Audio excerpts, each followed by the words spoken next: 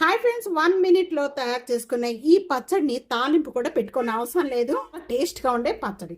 ఎంత చింతపండు నానబెట్టేసేసుకొని దీంట్లో వేసేస్తాం. 4 లేక 5 వెల్లుల్లిపాయ రెబ్బ, 1 టేబుల్ స్పూన్ జీరా, టేస్ట్ కి సరిపడా సాల్ట్, ఒక 10 పచ్చిమిర్చి, దీంతో పాటు కొద్దిగా కరివేపాకు చాలా టేస్ట్ వస్తుంది. ఇది మాత్రం మిస్ అవ్వకండి. ఈ పచ్చడిలో చాలా టేస్ట్ గా ఉంటుంది.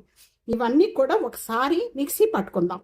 మిక్సీ పట్టుకున్న ఈ చట్నీ అంతా కూడా ఈ విధంగా మెత్తగా చేసుకోవాలి. ఇలా మెత్తగా చేసుకున్న చట్నీలో ఒక్క ఉల్లిపాయ కొద్దిగా పెద్ద పెద్ద పీసెస్ కట్ చేసి వేస్తున్నాను.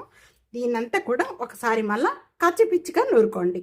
ఉల్లిపాయ వేసిన తర్వాత ఈ విధంగా కచ్చిపిచ్చిగా నూరుకోవాలి. ఆనియన్స్ చూస్తున్నారు కదా, మనం ఒక బౌల్లో తీసేసుకుందాం. దీన్ని తాలింపు కూడా పెట్టుకునే అవసరం లేదు. అసలుకి చింతపండు నానబెట్టేసుకొని వేసుకోండి. నానబెట్టుకుంటే చక్కగా వేనీళ్ళు పోసేసుకొని కూడా నానబెట్టుకోవచ్చు. చట్నీలు చేసుకుంటే మనం ఆగం కదా. అందులో చూడండి, కొద్దిగా మధ్య మధ్యలో కరకరలాడుతూ చాలా టేస్ట్గా ఉంటుంది. ఆనియన్స్ అనేది కచ్చిపిచ్చిగా నూరుకోండి. మీరు నెయ్యి కానీ ఆయిల్ కానీ ఏదైనా వేసుకోవచ్చు. నేను ఇక్కడ ఆయిల్ వేస్తున్నానండి.